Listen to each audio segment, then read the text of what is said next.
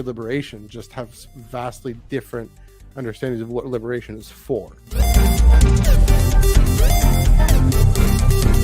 I haven't seen this much importance and attention.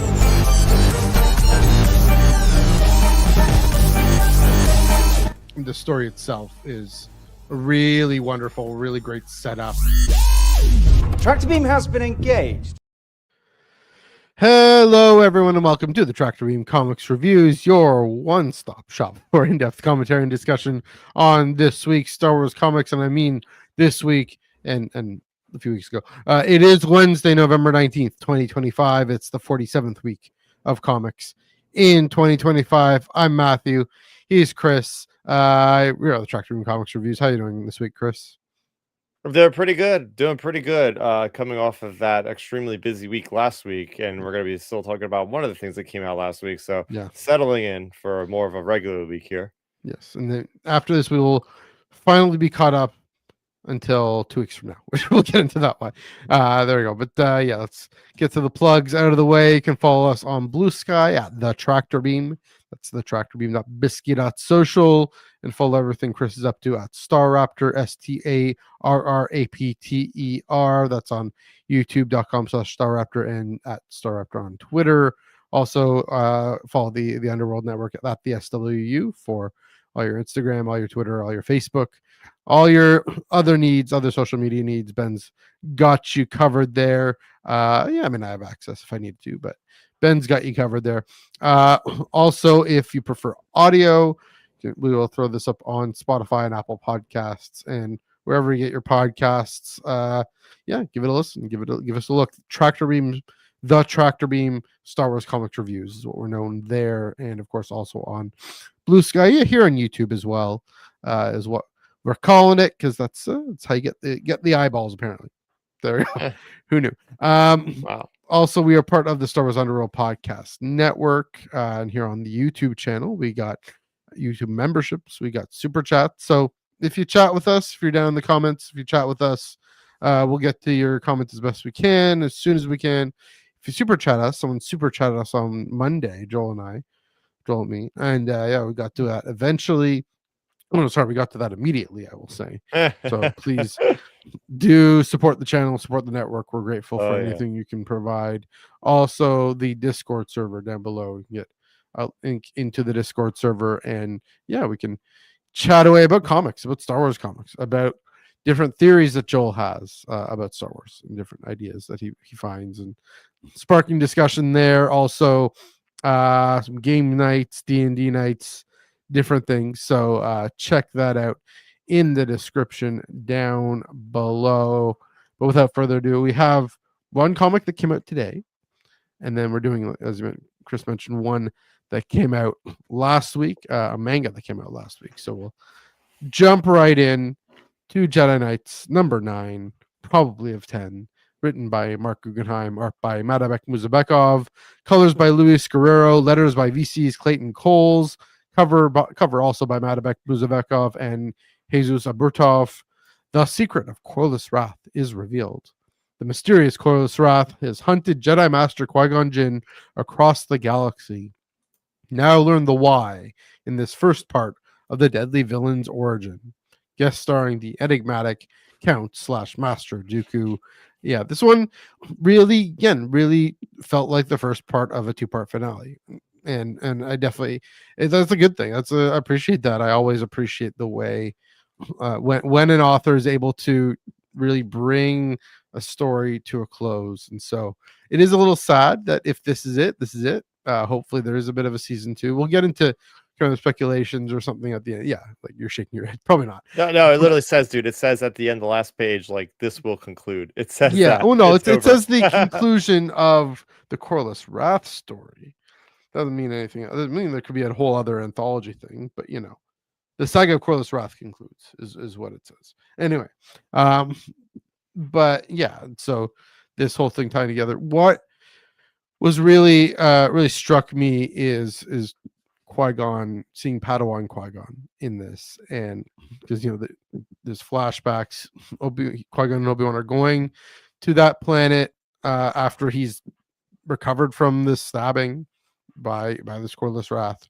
And it's the usual take on the, I made this mistake in the past, and it's coming back to haunt me. We've seen that plenty of times before. I think we've even seen it with Qui-Gon before. But it's fascinating to see it through Qui-Gon that he ignited the green because he got into trouble. He's a Padawan, gets into this trouble, tries to find a diplomatic solution to this crime group that was terrorizing this village, and very quickly is led by a future Darth Tyrannus that you can't negotiate with them, you can only fight with them. And we aren't fully shown what the big mistake is, what the big sin is. Yeah. But my guess is something to do with him not necessarily murdering or killing anyone, but injuring someone deeply. This Coreless Wrath character has gone through. That's another bit of an interesting lore. But anyway, the Qui-Gon, he ignites his green and is about to duel. We ends on this cliffhanger. He's about to duel this younger version of who Coreless Wrath is, and he clearly weighs him down. Davros Hex is the guy's name. Yep. Davros Hex. And what's so striking is it's Qui-Gon. It's why are we seeking a violent solution? Why, Jody Hauser giving us the story of why something's coming, and it's going to be because we're so quick to call to arms. The guy who gives the council a piece of his mind, when that's his role, that's his place, and to show that as a young Padawan he was temporarily taken through, I think somewhat innocently enough on his part, because he's just a Padawan, but taken through this down this wayward path by his master Dooku, who he trusts. And looking back, what's curious to me is why he blames himself so much, why this weighs on him so heavily, when it makes sense given the emotional stakes involved, even if clearly looking back, this Darth Tyrannus guy, he's up to no good. I guess they don't fully know if he's a Sith Lord by this point, but clearly it's after he's left the Order, and he's kind of up to no good. And seeing how Dooku's turn is reverberating and almost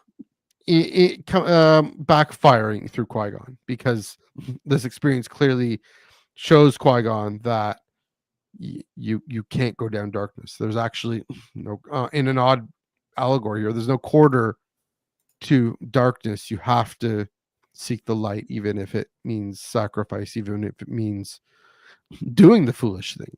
And that's a hard lesson he has to learn. So Mark, I'm really giving that to us in this comic book, in these flashbacks, but in clearly seeing how in the present day Qui-Gon is weighed down by it. So that was what really stuck out to me. Maybe we can probably go back and forth about this. We have some time, but what stood out to you in this comic book? Yeah, for this comic book, what stood out to me was the Dooku kind of pull the strings on Qui-Gon and tempt him to differences that he's been going, because he is still a Jedi at this point on the council. I don't know if he's on the council yet, but he's part of the Jedi, obviously.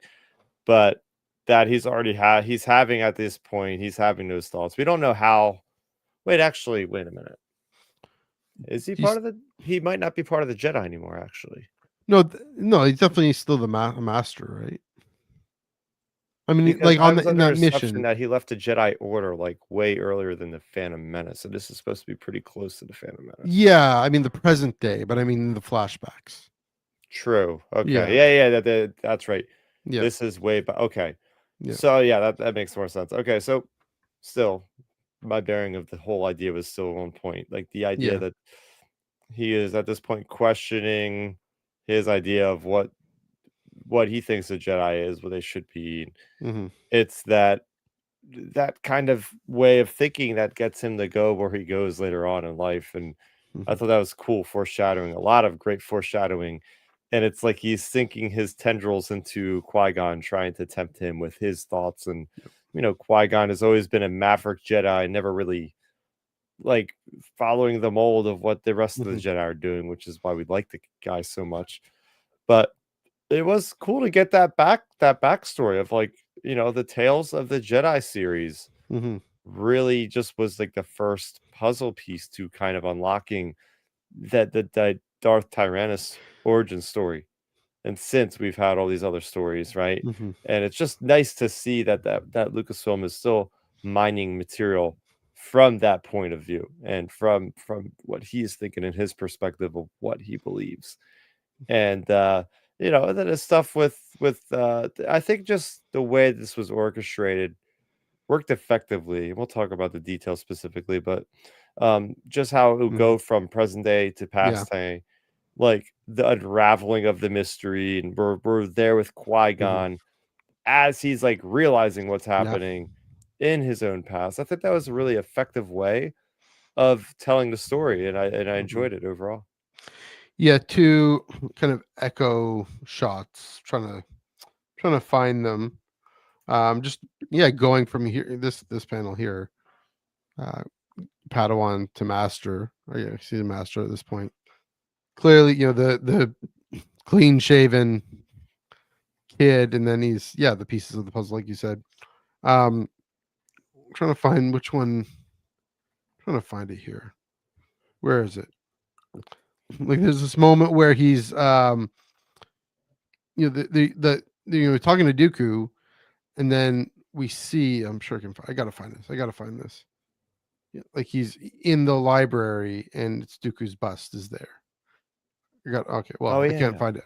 I gotta find it, but let me look on a I'll look. digital page here. Yeah, I'll look at it later. But this last shot here, right?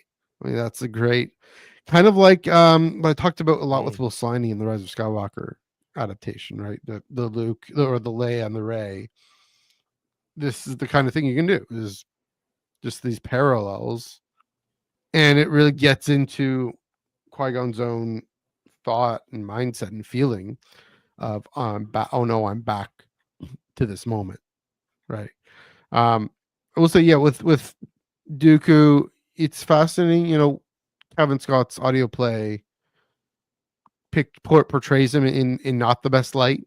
Says he left basically because he wanted to take over his family business. The be the Duke of Sereno. Yeah, that Trials of the Jedi or the Tales of the Jedi.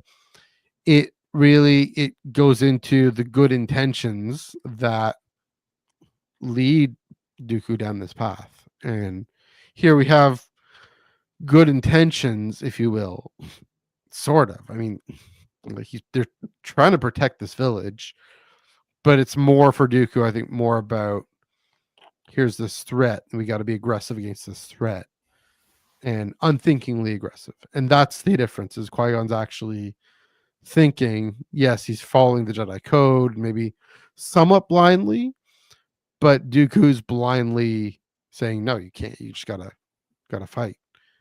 And yeah, it's really it really clearly plays out the contrast. People type to think, and hopefully people don't think this anymore. Maybe I don't know if in your conversations you found this, but that Qui-Gon's this gray Jedi of some sort. And we've lambasted the whole concept of gray Jedi plenty of times on Iron Canon, but no, he's not. And Dooku maybe tries to be, and you see what happens. Qui-Gon clearly going in the direction, running so far the other way, and not in a fearful way, but in a okay. Well, here's the thing. I think did we get it in this comic? The greatest teacher of failure is. Did we get it in Mm-hmm. that? Or yeah, Yep. that's Yoda's already saying this. Maybe and Qui-Gon saying it to Obi-Wan or whichever in that dialogue in reference to this moment here that Qui-Gon's remembering. yeah, Qui-Gon already got there, that the greatest teacher can be failure, and here's this failure leading him to a far more serene, wise path. Even with the Phantom Menace, he's not. Even he's all, no, I'm not here to free slaves. We gotta be kind of have some aggressive negotiations. He ends up having to fight Maul, and that's how he dies. Spoiler alert for a film that came out 21 years ago, but or 26 years ago. But yeah, it's playing up that contrast. I thought was really well done. You mentioned some different details you want to get into. In terms of the art. Yeah. So first of all, I'm just sitting here and just talking, and as you're speaking, just looking through the panels. Yeah. Man, this is why don't we get more stories like this? This is the kind of stuff that people that read Legends. I didn't read a lot of Legends, but this gives off Legends vibes to me a lot, actually. From the little I've read about it, of like giving us this tight story about the backstories of these characters. But we don't ever see Qui-Gon this young. We don't ever really see Dooku this young. This is such a good idea. Lucasfilm needs to greenlight more ideas of like origin stories for some of these Jedi that we know, because a lot of them are a blank canvas right now, and there's so much to mine from them, other than going back to and I love them, but other than going back to like another Han Solo story, or another Rey story, or something for like the umpteenth time. Let's get more stories like these that are so interesting and so exciting, because they're peeling back more layers of these characters that we thought we knew for the last 30 years. You know what I mean? I mean, and of course with Han, how many more layers are there to go? I'm sure there are. Like, well, Rodney Barnes proven that point wrong a little bit. Yeah, last week, but there's other characters to explore. The panel I was thinking of. So here's a nice clean shaven Master Dooku up here, and then the next page in the opposite corner is his bust. I'm gonna just presume, I know that can't be Keeve. I'm gonna presume Keeve is on the other side of the library there. I'm guessing that's supposed to be his bust. Right, the fallen, maybe, I don't know, but yeah, it's true. Yeah, I've been talking about this a lot. Is the appetite for prequel stories is here. Wearing this shirt, that's what I was saying. Is this Jedi Knights title itself is vague enough. The anthology parts of the story are valuable enough that you can have another through line like this, just in maybe a different character, maybe another legacy character, to tell like this kind of another origin story. And that's the thing, is there's the potential for this between this one and Legacy of Vader. Clearly the sales for these two, and clearly these are the two successes of this year. So there is time to do. We should do a year in review at some point, but yeah, I don't know. Well, that's the question. Is what do you think about? I mean, I think this is the splash page guys were saying do like a volume 2. Yeah, they were saying that as well. I mean, this is as people call it these days, evergreen content. Yeah, like these stories, like they'll always be exciting for people to pick up. They might not ever touch the prequel content again or something for the on-screen stuff for such a long time, but still, it's like, give us these stories. There's a large faction of people out there that love these characters, and say what you will about the prequels, right? The Jedi are some of the coolest parts about those prequels. You might get some of the older folk that are like, it's boring with politics, but they're like, I like that Mace Windu guy, or I like that Kit Fisto guy. Yeah.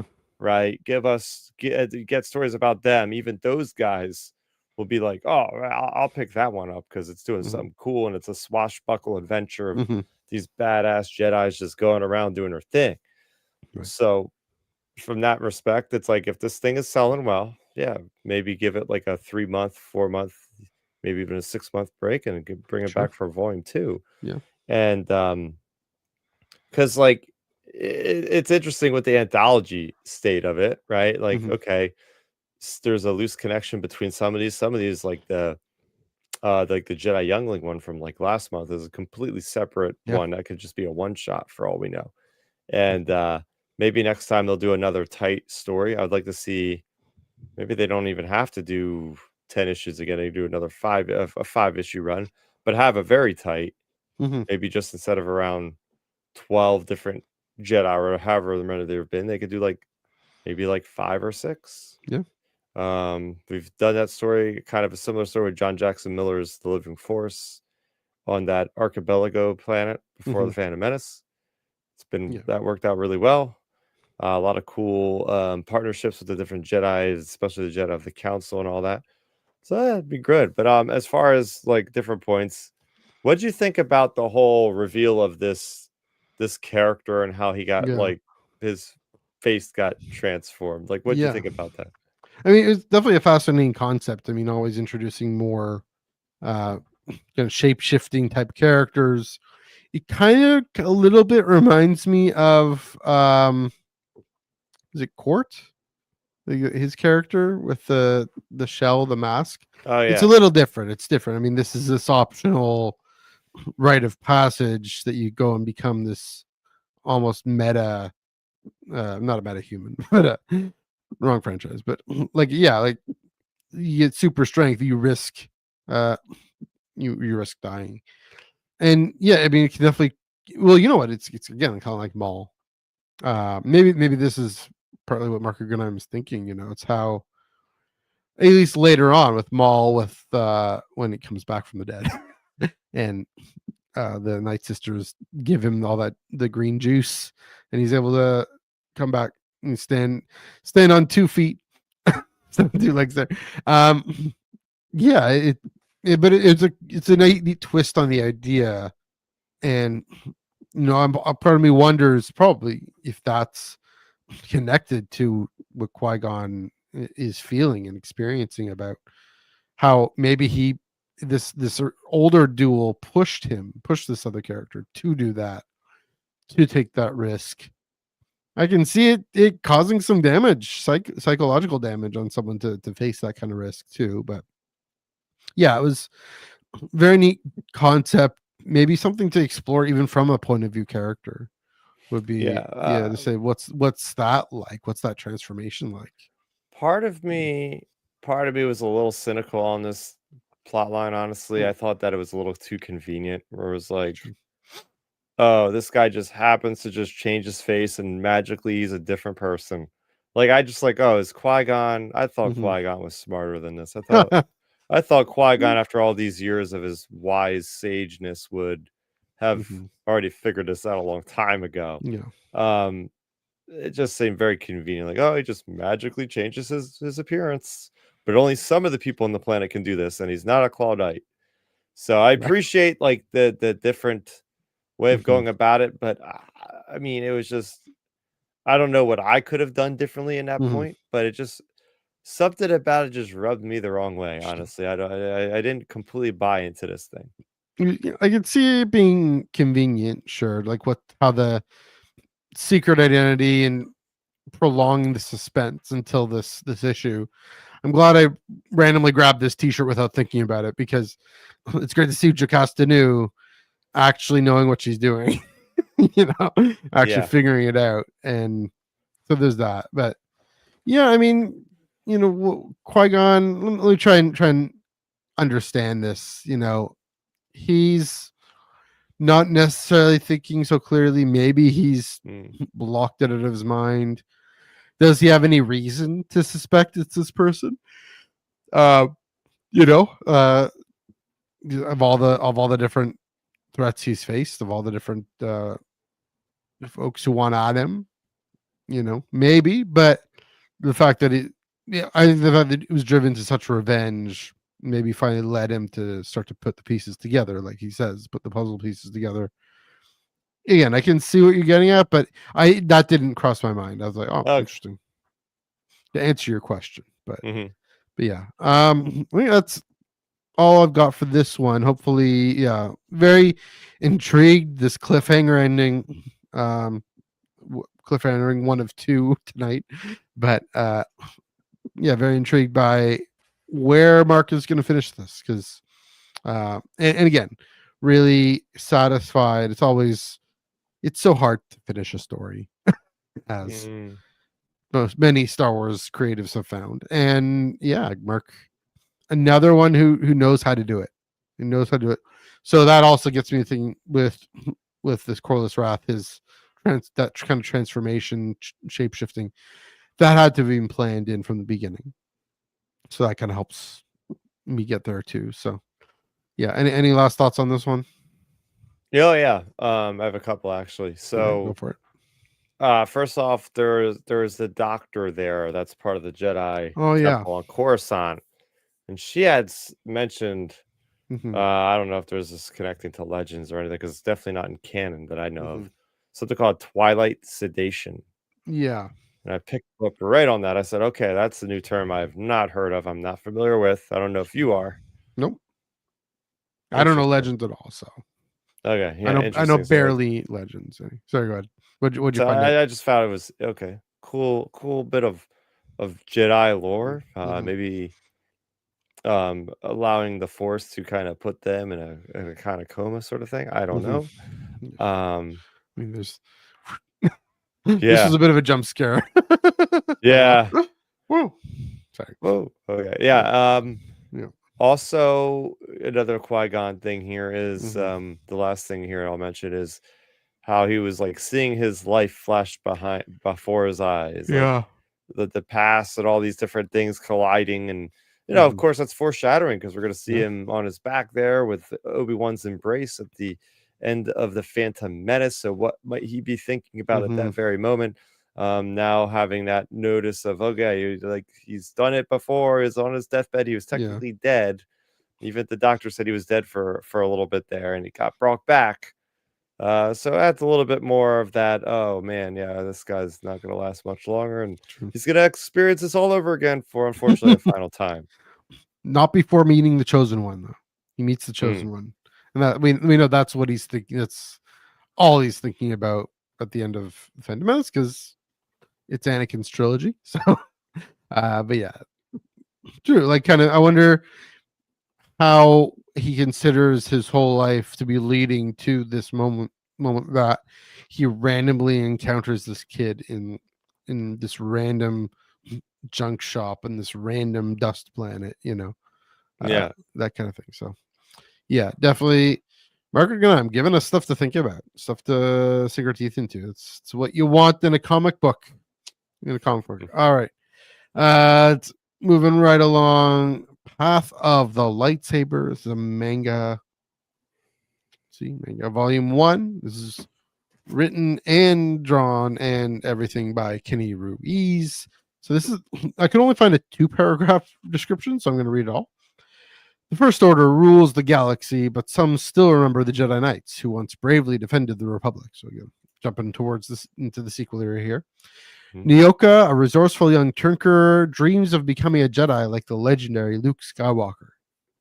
For now, though, she keeps a low profile aboard a salvage ship, the Random Luck, with her crewmate Baroon, an enthusiastic supporter of the Resistance. During an expedition to a mysterious asteroid, so this is kind of leading it on. Anyway, it's okay. During a mysterious, I guess this kind of goes into the plot. Oh, I'll keep going. During an expedition to a mysterious asteroid, Nyoka stumbles upon an incredible find: a lightsaber, the weapon of the Jedi. As she tries to figure out how to use it, she realizes others are after the artifact as well, seeking to use it for sinister purposes. With danger closing in, Nyoka must protect the lightsaber and herself while learning what it truly means to wield such power. But if she's going to stand the chance, she'll need someone to teach her the ways of the Jedi. Chris, you love this one at first sight. I'll let you dive in. What stood out to you in Path of the Lightsaber Volume 1? just about everything, man. This is the best manga that Star Wars has produced yet. I'm sorry, High Republic, but The this take. one Yeah, was sorry. awesome. Mhm. I really enjoyed um the manga. What is it called again? Sorry, uh, the High Republic ones. yeah, yeah, I know what you're talking about. Those ones. Yeah, I mean they had the reason why this one does it for me so well Mhm, is one major thing here. And mhm. it's probably because my mind is in the middle of Visions. They put this out at a perfect time. Great Yeah. job by Lucasfilm with some synergy going on. We got Mhm, Visions Volume 3 with 9 different uh shorts, right, from Japanese creators. right. Now, technically, Kenny Ruiz is not Japanese. He's from Spain, but Mhm, he has accolades because his manga was featured like in Japanese places to buy. Like they respect him enough to like acknowledge that he can mhm, create their own art style. So he's pretty much one of right. them kind of thing, right? So this is close to Japanese manga as we can get. Mhm, Um, but what I really like about it, that being said, is from the small amount of Japanese pop culture and anime and manga that I've read, it's got a certain feel to it. This kind of zany, over the mhm, top, very expressive, but also very sentimental. And its Japanese culture is very quick to pull out the rug from underneath you and make you like feel stuff real fast, like yeah. humor, and then you just get like, oh crap, this character dies. It's like this is very melancholy, very quick, right? Mhm, That book captures that to a T. mhm, But not only that, it delves, and this does something that Visions doesn't even do. It actually skirts. It's actually canonical, yeah. and it does the anime stuff really, really well. The manga anime stuff with the humor and all the expressiveness, Mhm, but it manages to weave a story that makes so much freaking sense in the Star Wars yeah. galaxy. I read this in one sitting, and it's a bit larger than the High Republic ones from what I can recollect, Mhm. as far as the pages amount and all that sort of Yeah, thing. it's a bit longer, yeah. But I was hooked. I loved it. It did a lot of great world building. I mean, so many interesting characters. Just about every character in this book had a very interesting past and Mhm, present, and had a role to play and had layers to them. This is now the blueprint. This is now the gold standard going forward for Star Wars canonical anime slash mhm. manga. I Yeah. think what they were able to juggle with the authenticity to Mhm, Japanese manga while the having the authenticity of Star Wars, and even putting in breadcrumbs to actual Star Wars lore, like the Royal Guards with the Praetorian Guards that I didn't even mhm. know about. I'm Yeah. like, I got to give my props to you guy. Kenny Ruiz absolutely crushed it with this one. I'm so happy that this leaves off in a cliffhanger. I want to see 5 volumes of this damn Yeah. thing because it's so good. So Yeah. hopefully this sells well. Hopefully we get a continuation. There's a lot of things I want to dive into, but Mhm. yeah, this is an easy recommend for me. Yeah, you definitely gotta read it in one sitting. It's not that long. I mean, it's thick, but like most pages don't have that much dialogue too. So that's the style, right? And they're thinner, they're shorter pages. Yeah. Yeah, I agree with everything you said. It's definitely, I mean, I'll say because I was already connected to those High Republic characters in Edge of Balance, is what it's called. There it is. Edge of Balance. I don't know why I couldn't I looked it remember. up. Don't worry. Uh, I was already connected to them, so I'm like, okay, this is really gripping, especially the Aslan Rel Arkoff one at the end there. But yeah, for new characters, it was this fun kind of zany Nyoka character who just Yeah. goes right in. Kind of reminds me of my niece who just goes right in to things, and yeah, and it's what was fascinating to me is at least the lore from what's fascinating from the lore aspect that I know you probably want to get into this is how they remember the Jedi, how they misremember the Jedi. Like this whole Yeah. concept that there's this idea out there that you can yank a lightsaber and the kyber crystal is going to magically turn you into a Jedi. That makes so much sense if you, in the sense of, yeah, I could totally see that being this myth that gets perpetrated out there because we're all the Jedi. We're gone except for how Luke stood down the First Order on Crate. in this, the myth gets perpetrated, kind of like at the end of the Last Jedi with Broom Boy, and playing with the toys there. Kids' imaginations can just go wild, and even adults' imaginations can go wild and actually believe these things, given just how superhuman Jedi were, how that's perpetuated. So that, yeah, really was fascinated by that. And then, Phase More. I'm calling this part of Phase More because it's a High Republic Jedi. It's a High Republic ship that she finds, and bringing that whole sense of, well, it's this really curious mystery too, is what happened here? Why did this Jedi, maybe probably sometime after the Nile conflict, but still explicitly says High Republic, closes herself off. I mean, she's a way seeker, probably takes some form of the brash vow, but completely seals herself off and then just dies of starvation or whatever. And the lightsaber's there. And then even the lore about needing the vector, needing lightsaber to power the vector and all that. So all that stuff, I'll admit I've only been able to watch the first 2 episodes of Visions. I know you're not the biggest I just anime guy. Well, I know. that's not it. It's that I still struggle with it being almost anti-canon, whereas this is so grounded in this universe that we already know and feel natural about. And Visions is not all about, a lot about throwing that against the wall and jerking at. So, which is worthwhile. It is worthwhile. But if I'm going to just enjoy my time, I'm going to gravitate towards the thing that can then let me get past all this lore stuff to talk about this character, Nyoka, and how brave she is, how resourceful young tinkerer she is, but also naive because she's a kid who believes in these wild myths and legends, and turns out the world is a scarier, more dangerous place. So yeah, giving us all that, right? Kenny Reeves giving us all that, doing it, and it does something that Visions frankly can't, namely giving us, like you said, canonical Star Wars manga.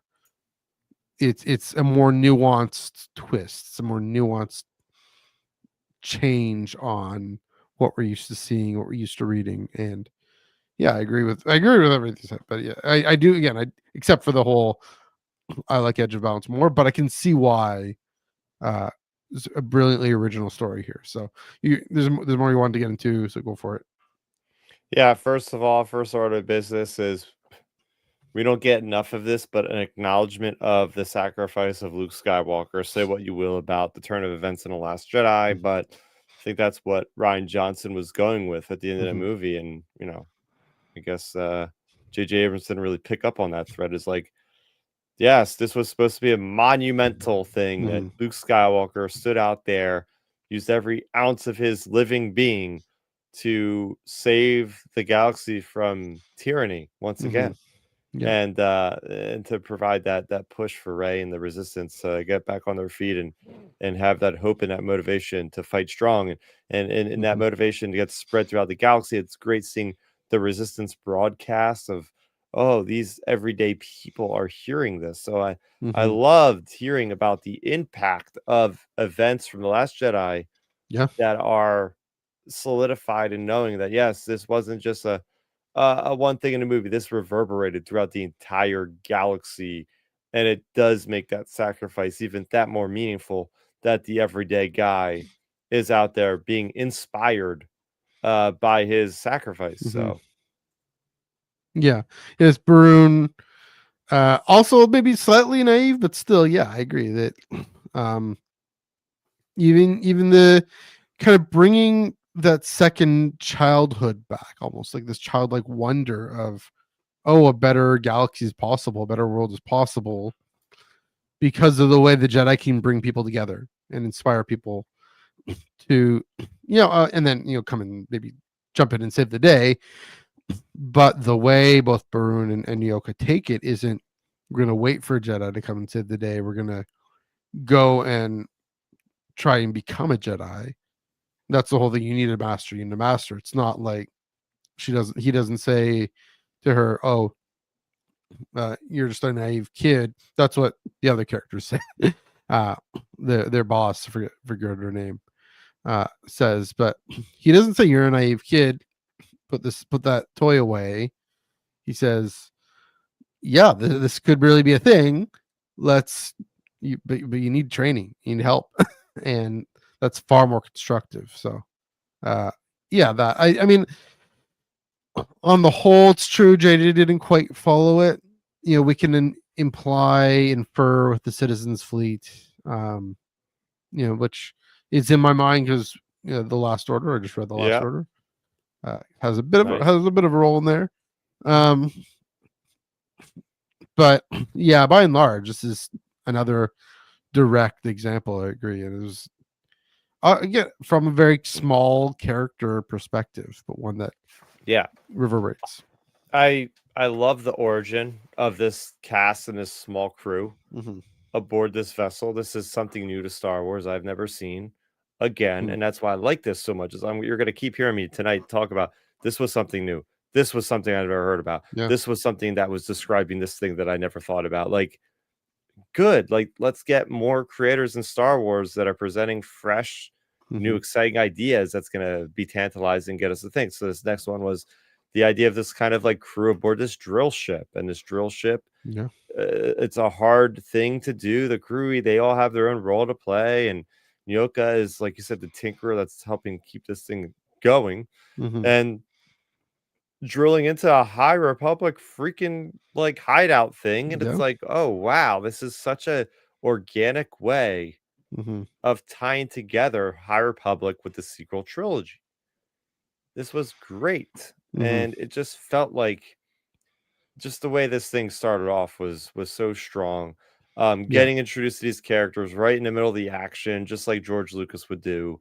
Barun is such a cool character because he's one of the older characters that goes back to the Battle of Endor, and he's got it in his brain that Luke Skywalker was swashbuckling around, taking out ATSTs with a saber on the moon of Endor, and it's like, I mean, it kind of got back to that Legends of Luke Skywalker novel where Luke was supposedly pulling down Star Destroyers with the Force. We know he was on Jakku thanks to the latest Battle for Jakku comic, but that didn't actually happen. So I like that storytelling of people, overemphasizing, embellishing something a little bit for effect of drama. But yeah, see, the Barun character is cool because he's got that history. He's got that. While he is sort of naive, he has the backstory to provide, like, oh yeah, this battle with Empire, now we got the First Order, blah blah blah. Yeah. But he's still really willing to help. It's like Seb Griebling at the beginning of the Lego special, telling those stories, right? Okay, I have the Lego still here somewhere, but kind of telling these legends. I mean, that's the thing is we get the facts wrong, but it's the meaning of those stories behind the meaning. Yes. Yeah. The meaning, the again, like I was saying, the power to inspire.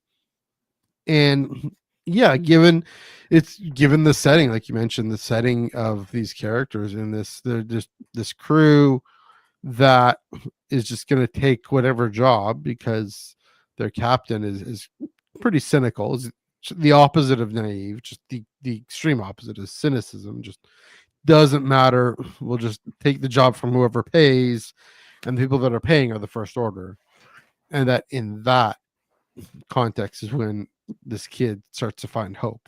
And they hear these resistance broadcasts, and I mean the First Order character ends up killing. Oh, there's this what's it called? The Prospect of Ren, the Ren Prospect. Another great concept, right? That fits in, like this aspiring Knight of Ren needs to prove something to Kylo Ren, wants to prove something to him, and where was I going with this? That ends up killing, or at least capturing. It's kind of hard to see their captain, so they're on their own, free to go pursue their path, even if it's well, even in these tragic circumstances with their captain. So yeah, I mean, I also think you can see what are the words I'm trying to get at, that the ruthlessness of the First Order that they now encounter it firsthand. We don't know what they had encountered before, but here they do. And yeah, it's it's definitely going to push them even farther. And I think we can get to this character they encountered at the end here. Pushes them not quite all the way, but further than they expected. If you want to dive into this character at the end. Oh yeah, the what's his name? Let me look it up. Are you talking about the son of a royal guard named Tobu Tazayan? Yeah, the son of the royal guard. Oh, what a character this guy Yeah. is, man! What an awesome, rich character this guy was. And I was like shocked that he came in this late into the story. I'm like reading this, going, "Oh no, they didn't just introduce this guy just to end the story completely." And I was like, "Oh, good, we're gonna see more of him in volume 2." Yeah. But like again, infusing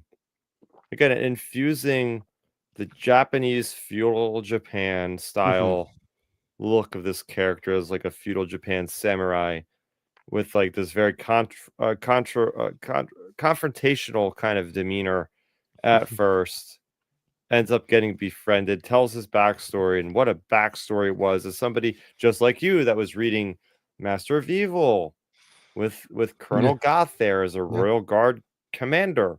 And now we're hearing about some more Royal Guard lore. I'm like, as a Royal Guard fanatic, I'm going, oh my gosh, when's the last time we got a Royal Guard story? We're getting 2 in the same week. What's happening here? This is crazy. Like the Knights of Ren basically taking out the father to or wanted him to train somebody for they were searching for new Praetorian. I'm reading this. They were searching for new Praetorian guards for the Supreme Leader. My father refused to serve that usurper, a Snoke. And then he basically got killed. And then the son is taking up his armor, taking up the sword. And now he's going to be the teacher of Nyoka. Yeah.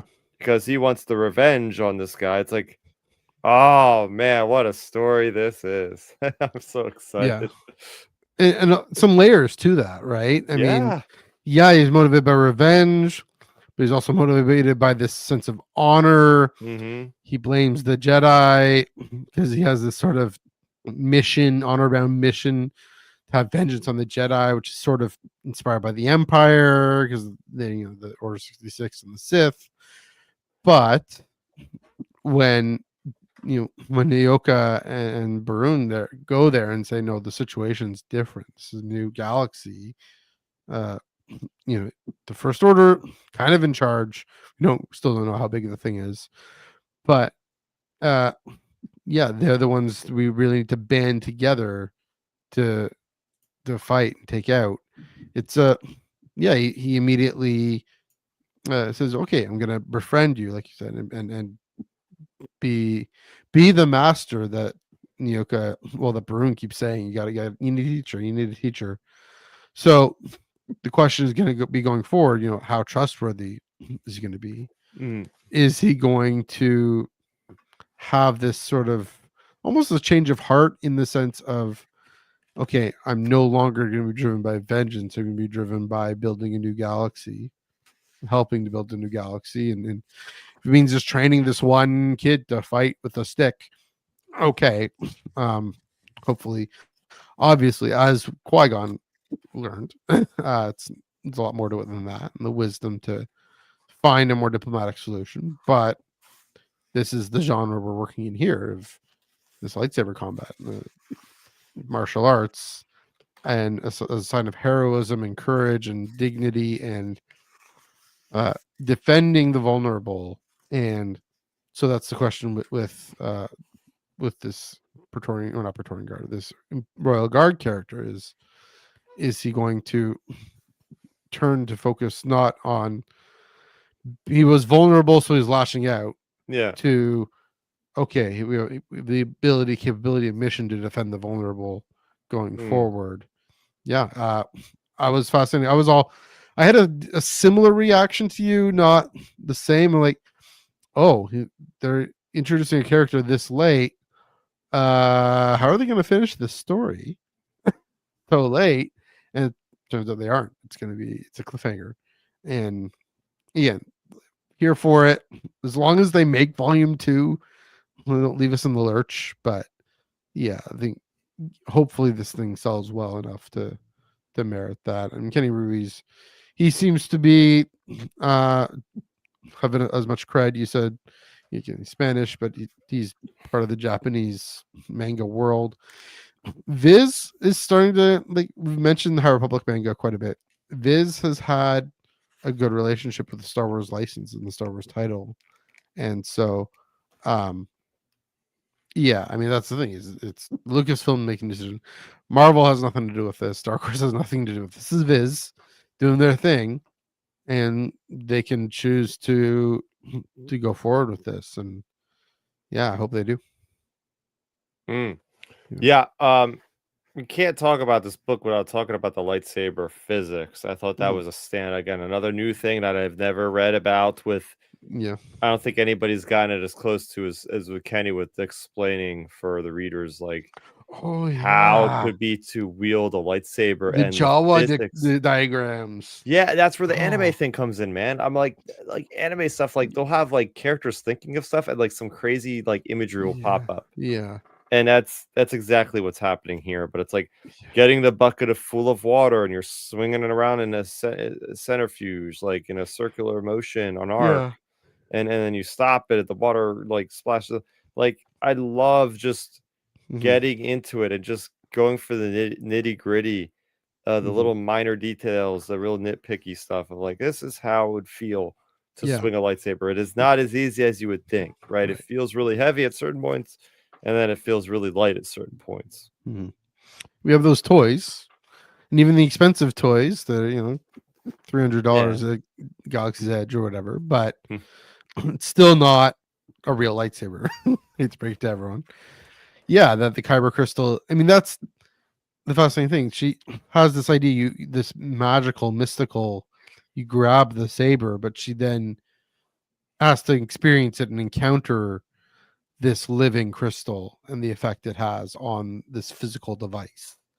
And then she has to like this one thing I'm not familiar enough with manga to know that that's a thing that happens, but I thought it was really, really effective. I thought it was really intriguing, and it helps us feel it more. I mean, we have Kanan with Sabine, feel the weight of the blade, and we saw with that same blade the Darksaber with Din Djarin trying to fight with it, and now it's so clawing so heavy.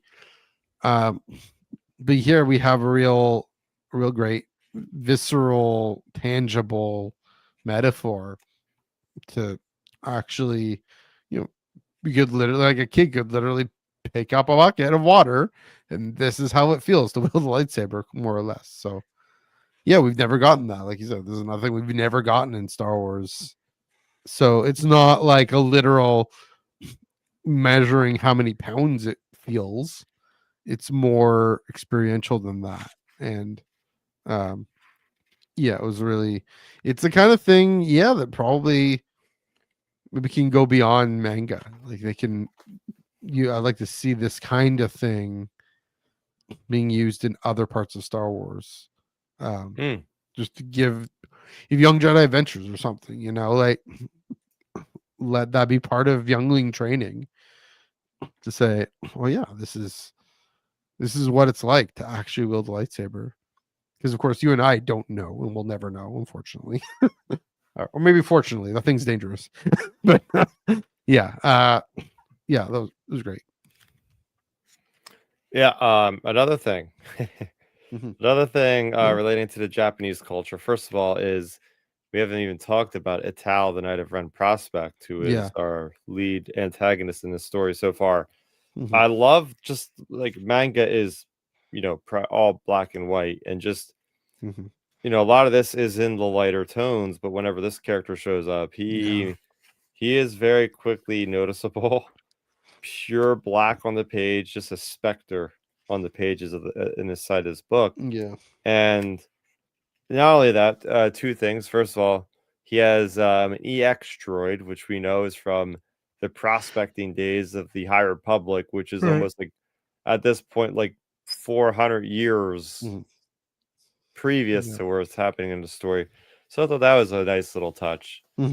But the way that this guy is wielding this weapon has somebody who's spent over 100 hours in Assassin's Creed Shadow using a very similar weapon to this guy.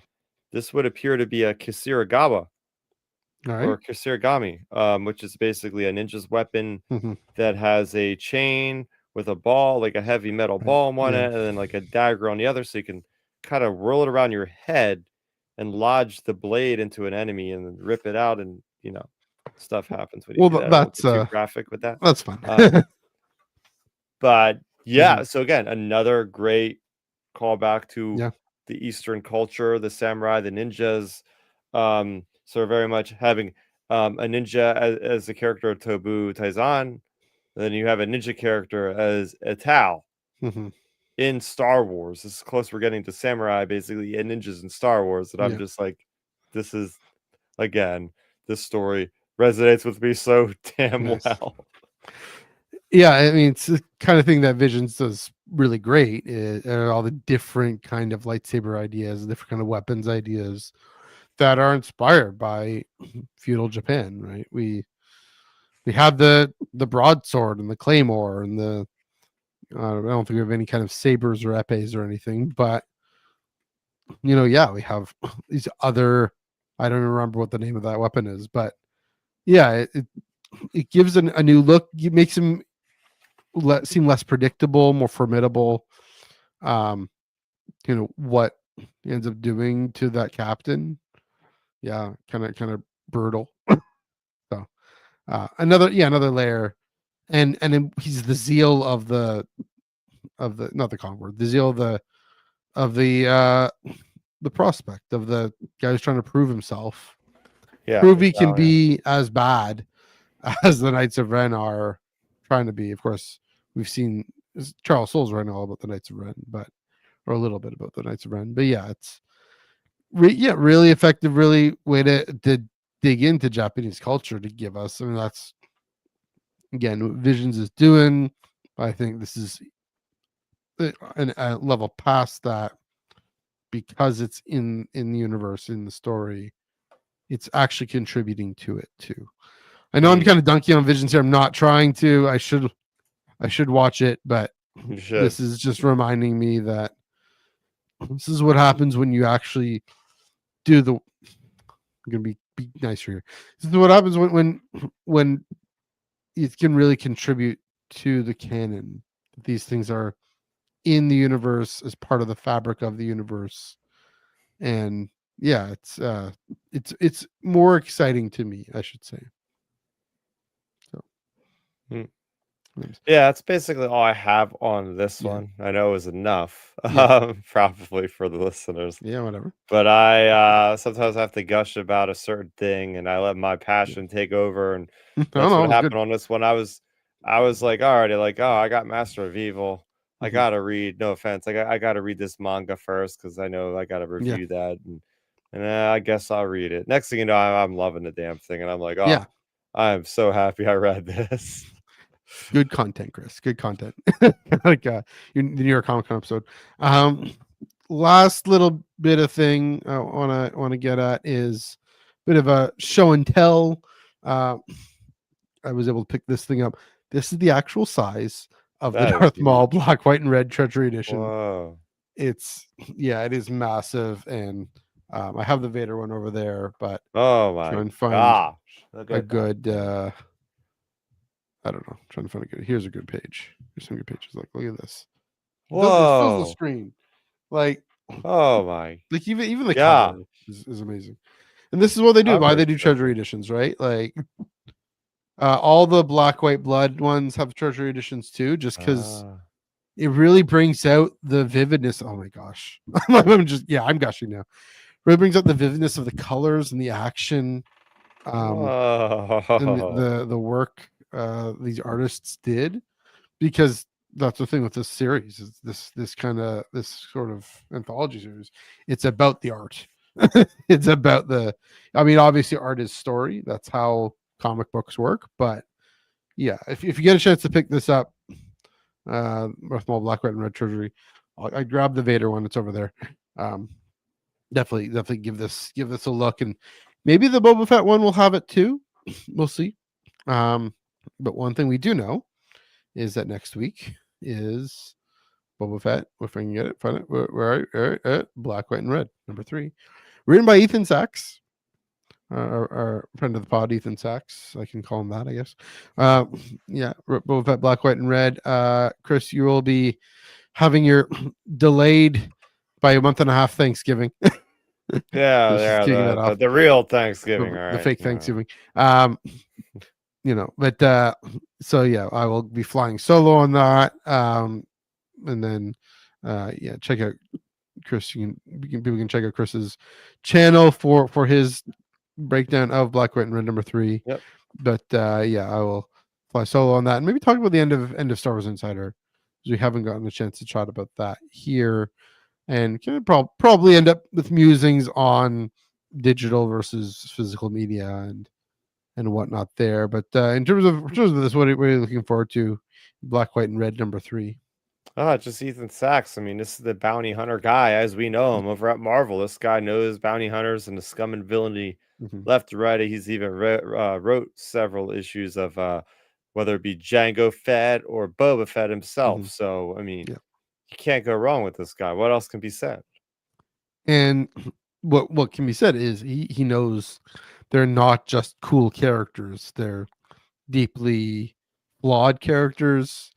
They're deeply driven characters, and we're gonna have Tim Morrison in our head, of what he brought to this character.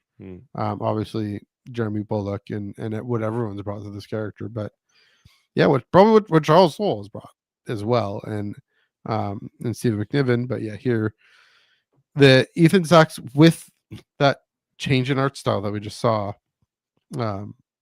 Be curious to what kind of story this is. So yes, check out your local comic book shop for that, for all the Insider issues. I mean, that's ending in January, I think, February, around there. So check that out. Hopefully Marvel Solicits will be in next week as well. So if those come in, we will chat about what's on them, what's not on them, among other things. So at least I'll be back to chat about that. Yeah, crossing my fingers for a new comic book from Marvel. I think we are due for one based on the limited amount of stuff that's coming out in February. Yes. We shall see. We shall see. We shall see, as Snook says. But Chris, thanks for another episode, another good episode. Where can they find you on the internet? Yeah, you can find me on twitter.com/StarRaptor as I chart my journey through video games I've completed. I think I'm up to 16 now, close to be 17. So can I break 20 again for year 2025? We shall see. So I have a thread for that on my Twitter account. I also have just random photos and different things from conventions and different things. So just follow me over there for the latest on pop culture and maybe some hot takes on different things here and there. There we go. And then as far as the main content, youtube.com/StarRaptor. Very busy week last week. A lot of content I put out there for comic book reviews, for this review of the manga, for my review of Master of Evil, for my look at the Star Wars Legion future for 2026. If you're a miniature fan, I have bunch of miniature news that I break down in a newsworthy 18-minute episode fashion. So a lot of good content up on the channel. Support it, subscribe. Thank you very much. And I guess I'll see you guys in about 3 weeks' time. Yeah, it's true. Because next week I'm flying solo. The week after that, friend Ash and I are going to a musical. So we got free tickets. So it's when I got free tickets, it's what you do. So definitely see you in 3 weeks. Say we can follow me, but then we'll be back to probably catch up on some things a little bit. We will definitely not let anyone go without our thoughts and feels about comic books. That being said, let it also never be said that you lack range, Chris. You definitely get all corners of fandom. You cover it. So yeah, check. It's great. Great what you do over at Star Raptor and Outer Rim Transmissions. You can find my personal Instagram, MNEUG1138. That's also my threads in Blue Sky. Personal Twitter, NEUG485, and on the Ion Cannon podcast. That's on this here channel, Mondays, 5:30 p.m. Pacific, 8:30 p.m. Eastern. This past Monday, as I briefly mentioned, Joel and I reviewed the last Order by Kwame Mbale, a great YA novel, must read for sequel era fans, I would say.